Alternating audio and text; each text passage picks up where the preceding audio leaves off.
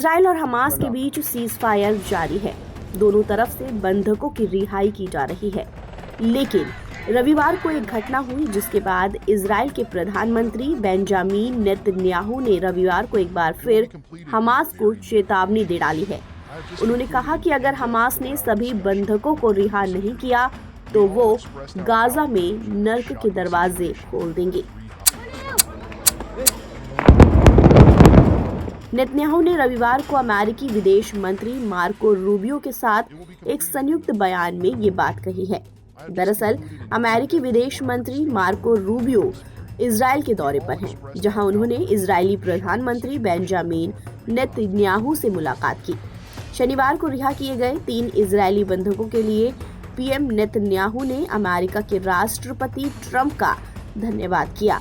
उन्होंने कहा कि हमारा देश ट्रंप प्रशासन के साथ कंधे से कंधा मिलाकर काम कर रहा है।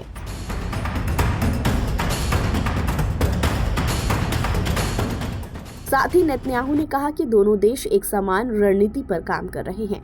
इस रणनीति को हम जनता के साथ शेयर नहीं कर सकते हैं, जिसमें ये भी शामिल है कि नर्क के द्वार कब खोले जाएंगे, क्योंकि अगर हमारे सभी बंधकों को आखिरी बंधक तक रिहा नहीं किया जाता है तो वो निश्चित रूप से ऐसा करेंगे।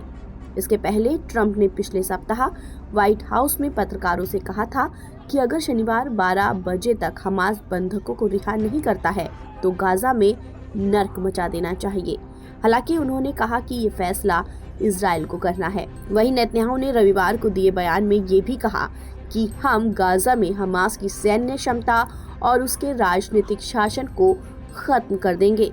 हम अपने सभी बंधकों को वापस लाएंगे और ये सुनिश्चित करेंगे कि गाजा फिर कभी इजराइल के लिए खतरा न बने। नेतन्याहू ने कहा कि गाजा पर अमेरिका का स्पष्ट समर्थन हमें इन उद्देश्यों को तेजी से हासिल करने में मदद करेगा और हमें एक अलग भविष्य के लिए रास्ते पर ले जाएगा। आपको बता दें कि इजराइल और हमास के बीच 15 महीनों से ज्यादा समय तक युद्ध चला था। इसके बाद दोनों पक्षों ने कई देशों की भूमिका के बाद सीजफायर समझौता कर लिया।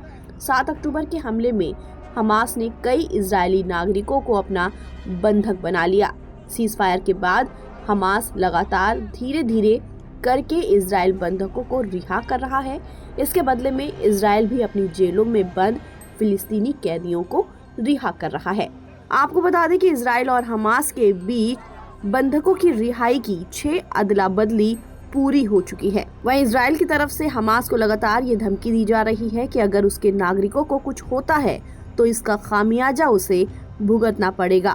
ताज़ा अपडेट के लिए आप बने रहिए NBT ऑनलाइन के साथ।